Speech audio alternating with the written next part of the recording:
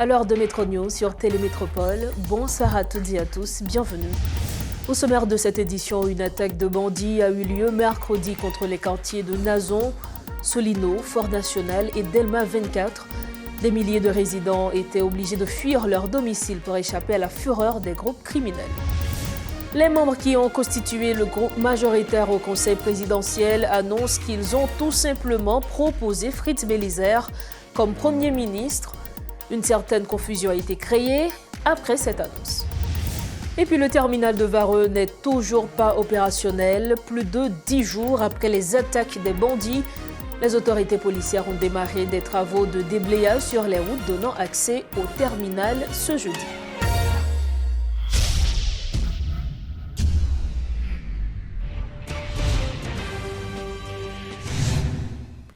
Norocha, bonsoir. Comme annoncé, des milliers de résidents des quartiers de Nazon, Solino, Fort National et Delma 24 ont été contraints de fuir leur domicile hier soir, alors que des gangs armés ont lancé une attaque coordonnée, semant la terreur et la panique dans ces zones densément peuplées de la capitale. Les rues ont été le théâtre de tirs nourris et de scènes de chaos, alors que les habitants cherchaient désespérément à échapper à la violence des bandits. L'attaque a laissé des habitants blessés, certains avec des fractures aux pieds, tandis qu'ils tentaient de fuir les rues envahies par les gangsters. Ces derniers ont tiré sans discernement, créant un climat de peur et d'insécurité parmi la population déjà vulnérable de ces quartiers.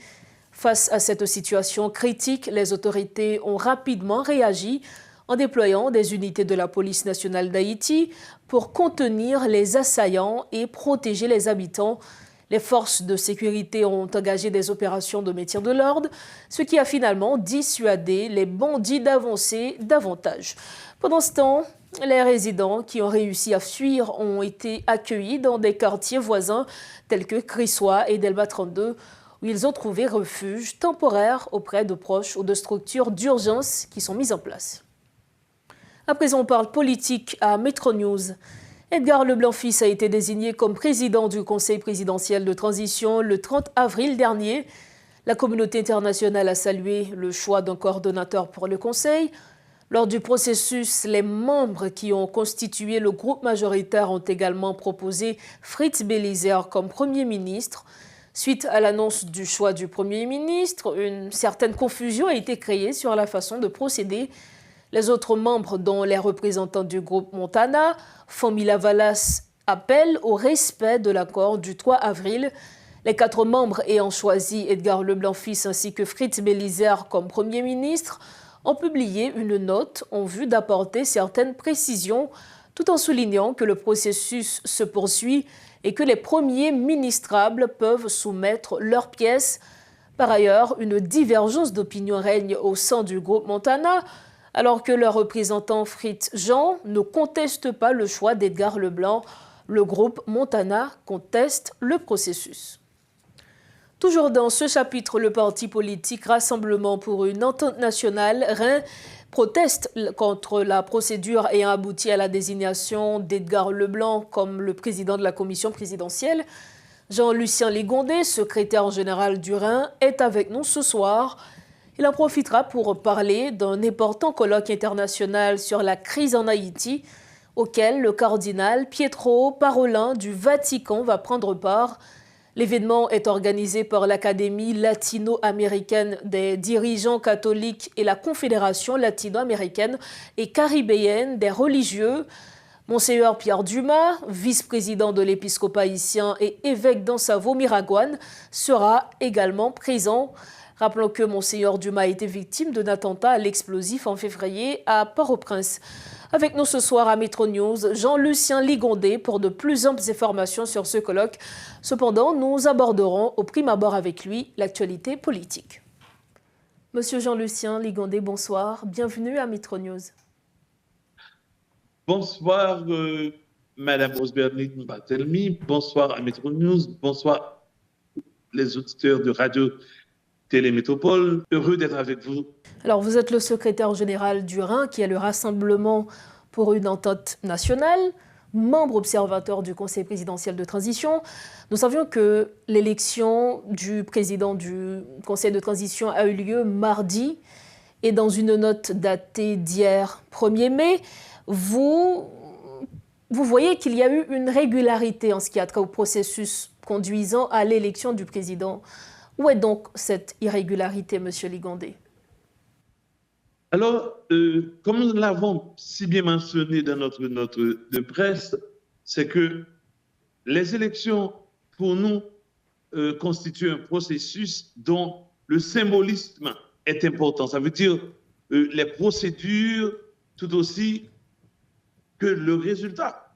Donc, lorsque nous regardons les élections qui sont produites, dans la forme, il y a eu une irrégularité. Pourquoi il y a eu une irrégularité?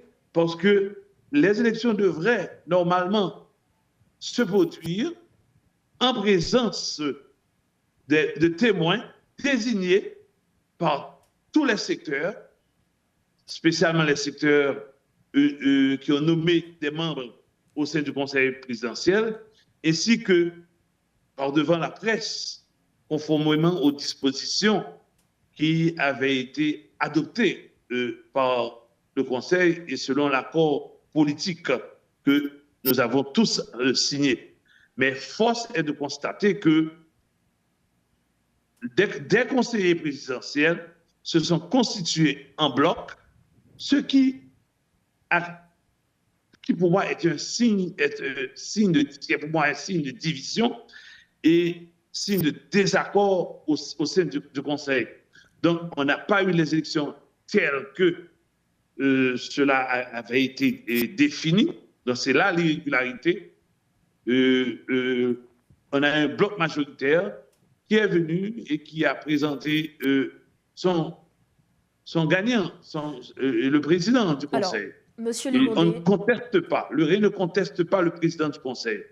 On a dit de préférence qu'il y a eu une irrégularité. Alors, Monsieur Ligondé, vous avez votre représentant au sein du Conseil présidentiel comme membre observateur.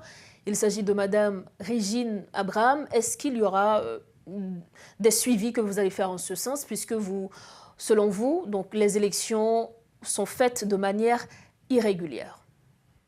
Oui, hier, justement, nous avons, tout de suite après les élections, nous avons appelé Madame Régine Abraham, comme elle est notre représentante, et on lui a posé la question sur pourquoi est-ce que exactement la forme n'a pas été respectée et qu'est-ce qui s'est passé dans les coulisses, parce que quand même, d'après ce qu'elle nous a expliqué,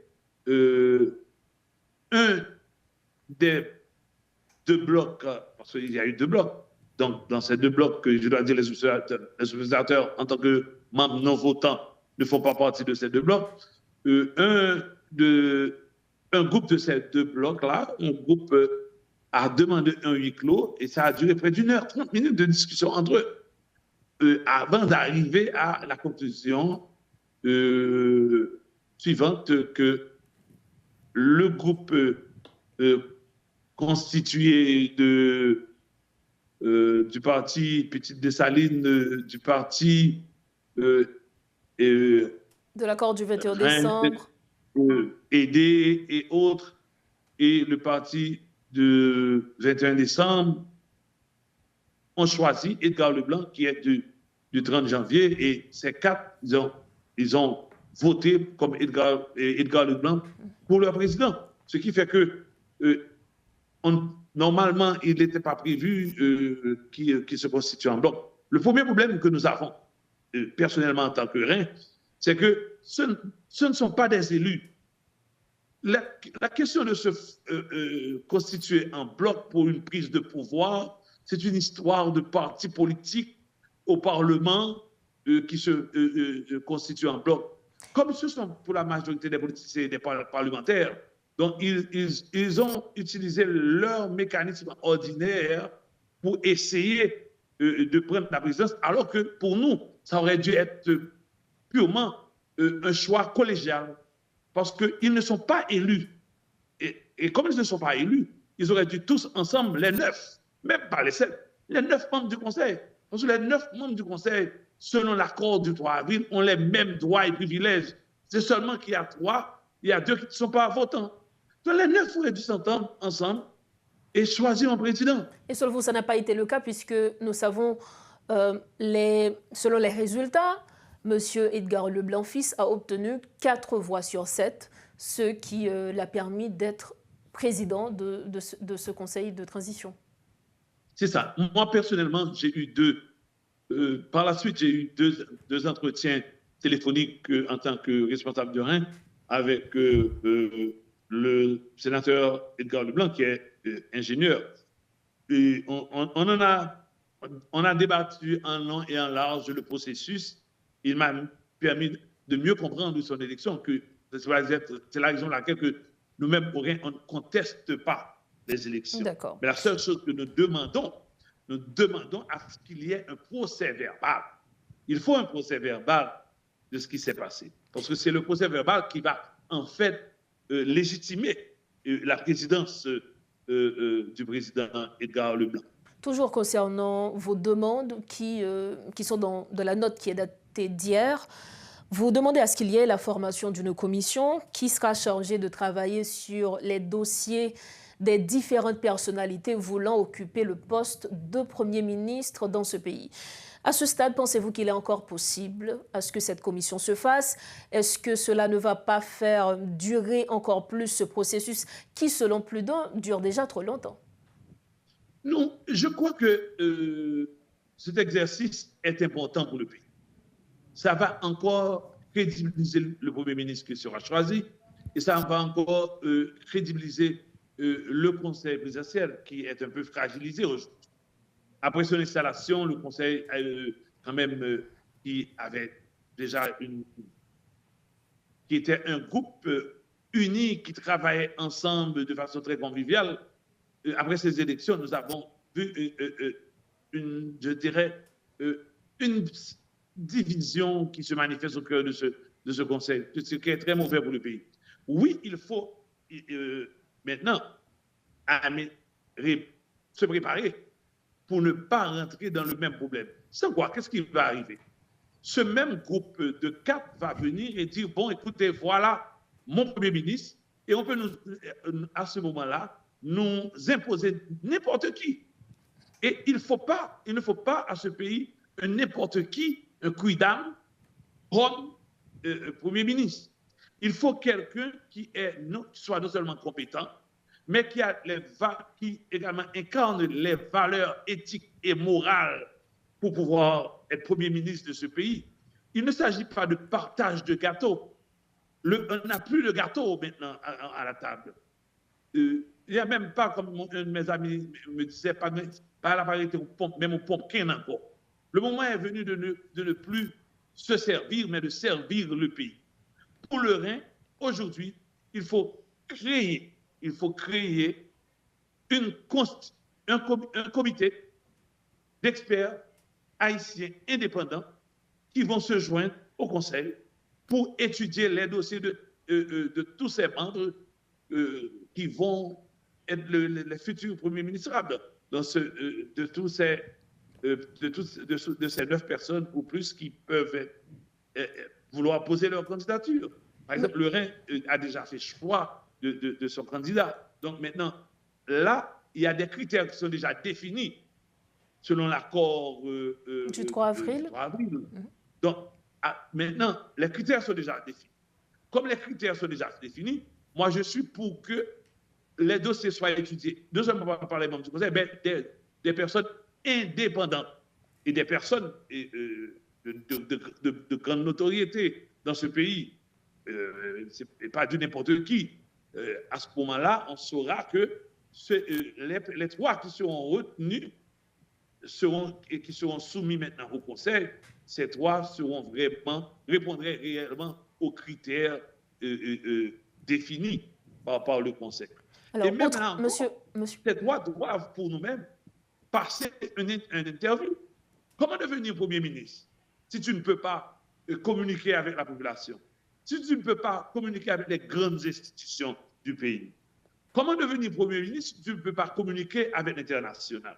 D'où la nécessité que ces 3 membres, ces 3 finalistes puissent avoir une interview diffusée au niveau national, pour que tout le monde puisse réellement voir qu'il ne s'agit pas de magouille, mais de représentants nationaux. Monsieur Jean-Lucien Ligondé, outre le fait que vous soyez le secrétaire général du Rassemblement pour une entente nationale, vous êtes aussi membre de l'Académie internationale des dirigeants catholiques et le Vatican ainsi que cette académie organisera un colloque sur Haïti le samedi 4 mai de 11h à 1h.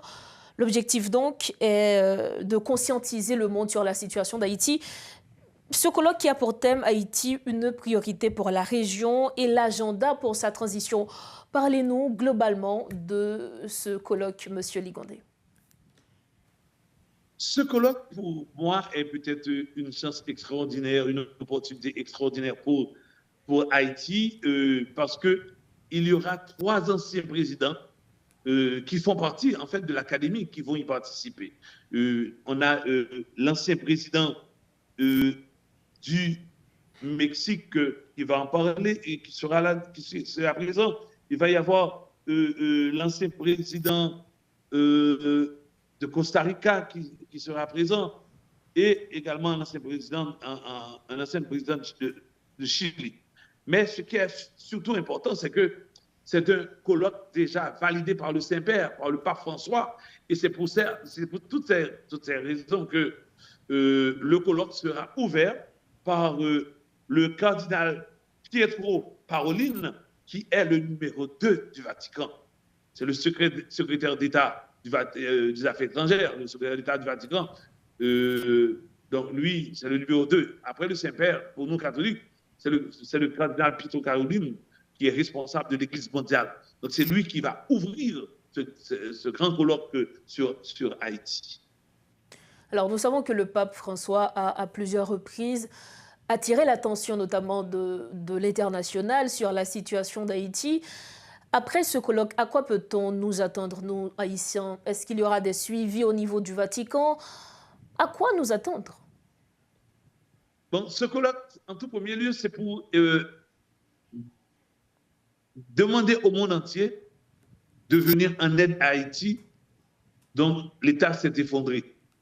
De venir en aide et démontrer au monde entier Haïti en tant que pays, non seulement pays effondré, mais en tant que pays qui, dans le passé, a aidé beaucoup de pays de la région.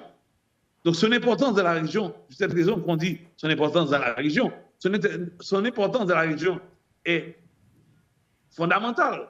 Haïti a aidé plusieurs pays de la région à avoir leur indépendance.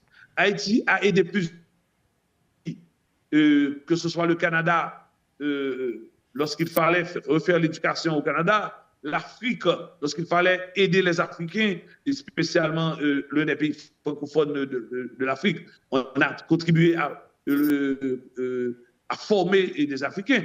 Même la Grèce, dernièrement, nous avons vu que nous avons aidé la Grèce à conquérir son indépendance. Donc Haïti, ce n'est pas le petit pays de la Caraïbe que vous voyez, mais c'est une grande nation qui a permis de forger d'autres États. J'aime toujours dire que Haïti est mère de liberté.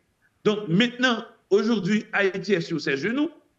C'est tout à fait normal que l'Église catholique qui reconnaît la valeur d'Haïti, maintenant demande au monde entier d'aider Haïti à se relever et avec toute sa dignité.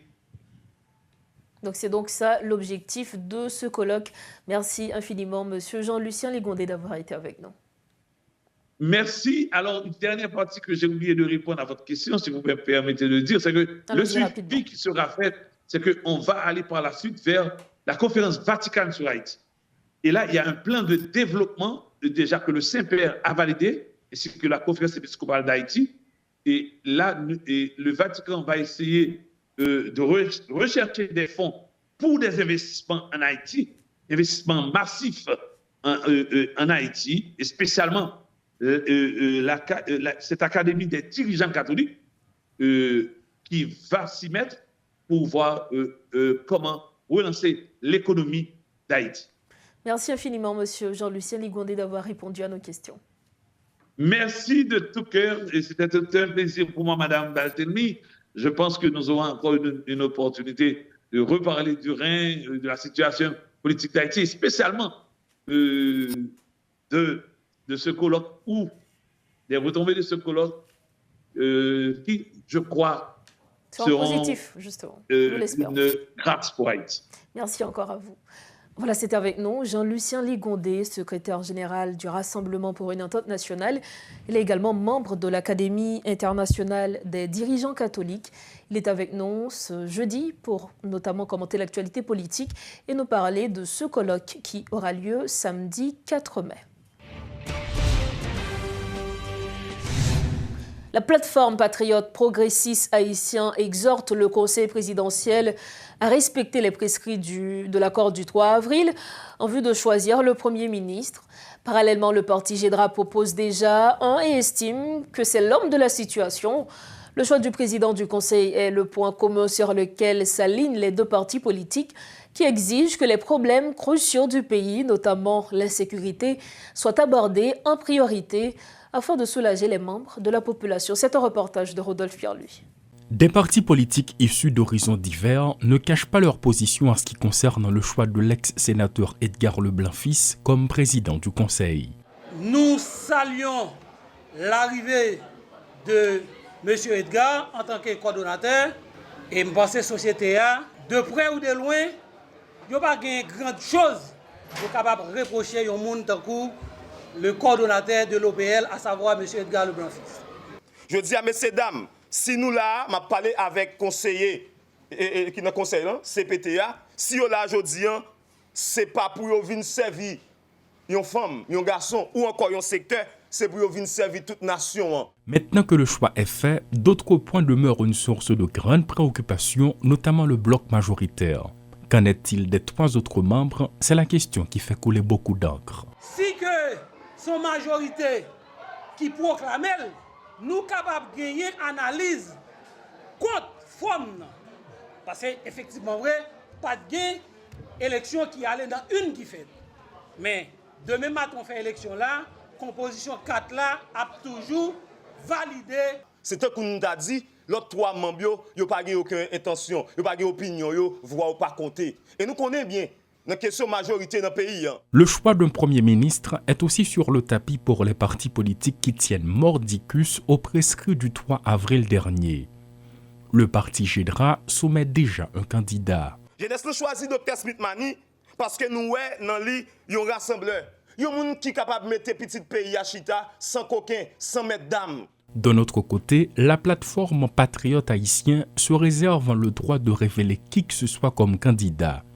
Toutefois, il exhorte le Conseil à faire le bon choix. Yon Premier ministre, sans yon pas tenir compte de formulation qui a été jouée dans l'accord 3 avril là, qui était stipulé qu'il y a au moins entre 9 avec 15 personnes qui doivent voyer candidature, et puis là, ça, yon va choisir qui est qui est plus habilité pour venir Premier ministre. Et je pense que c'est une mauvaise précédent. C'est un précédent qui est capable de coûter ou bien hypothéquer l'avenir conseiller là. Le choix d'un Premier ministre, un sujet qui fait débat dans la capitale. Suite à la désignation du président du Conseil, un certain Fritz Bélizer serait déjà choisi pour être le Premier ministre. Une décision rejetée par des acteurs politiques, y compris par la communauté internationale. Le Conseil doit rester dans les prescrits du 3 avril pour désigner un Premier ministre. Paul Léel et Rodolphe Pierre-Louis pour Télémétropole. On parle encore du Conseil présidentiel de transition. L'annonce de la nomination d'Edgar Leblanc-Fils en tant que président du Conseil en Haïti a suscité des réactions positives de la part de certains acteurs clés de la communauté internationale. Luis Almagro, le secrétaire général de l'Organisation des États américains, s'est exprimé sur les médias sociaux pour saluer cette nomination. Il a souligné que ce choix représentait une étape cruciale dans la mise en œuvre de l'accord politique national. M. Almagro a insisté sur l'importance d'une nomination transparente et conforme d'un Premier ministre, ainsi que sur la formation rapide d'un nouveau gouvernement, affirmant que cela était essentiel pour la stabilité du pays. De même, le président de la République dominicaine, Luis Abinader, a qualifié cette nomination de progrès. Il a souligné que cette décision ouvrirait la voie à une meilleure interaction entre les deux pays. M. Abinader a toutefois admis ne pas connaître personnellement le nouveau Premier ministre haïtien Fritz Bélizaire. Ces réactions soulignent donc l'importance accordée par la communauté internationale à la stabilité politique et à la gouvernance en Haïti, ainsi que son engagement à soutenir les développements positifs dans le pays. Autre point de l'actualité, les autorités policières ont démarré des travaux de déblayage sur les routes donnant accès au terminal de Vareux. Toutefois, le terminal n'a pas fonctionné ce jeudi. Aucun camion-citerne n'a quitté le terminal en vue de la reprise de la distribution régulière des produits pétroliers. Dans l'intervalle, aucun tir n'a retenti dans la zone. Autre nouvelle, le ministre des Affaires étrangères Fred Mitchell a annoncé que le Kenya devrait envoyer des troupes en Haïti à partir du 26 mai. Bien que la date exacte ne soit pas confirmée, cela pourrait alerter les officiers locaux des forces de défense. M. Mitchell a souligné que les compagnies aériennes américaines devraient reprendre leur vol vers Haïti le 16 mai. Politico a rapporté que le Kenya prévoit également de déployer des forces en Haïti fin mai, mais la question de l'hébergement des troupes reste à résoudre car les États-Unis n'ont pas encore construit de base. M. Mitchell a mis en lumière la complexité de la situation politique en Haïti comparée à celle des Bahamas. L'administration Davis envoie 150 officiers des forces de défense pour contribuer à la sécurité maritime et à la stabilisation en Haïti. Nous mettons un terme à cette édition de Métro News, mais avant de partir, voici l'essentiel de l'information développée ce jeudi. Une attaque de bandits a eu lieu mercredi contre les quartiers de Nazon, Solino, Fort National et Delma 24. Des milliers de résidents étaient obligés de fuir leur domicile pour échapper à la fureur des groupes criminels. Les membres qui ont constitué le groupe majoritaire au Conseil présidentiel annoncent qu'ils ont tout simplement proposé Fritz Bélizaire comme Premier ministre. Une certaine confusion a été créée après cette annonce.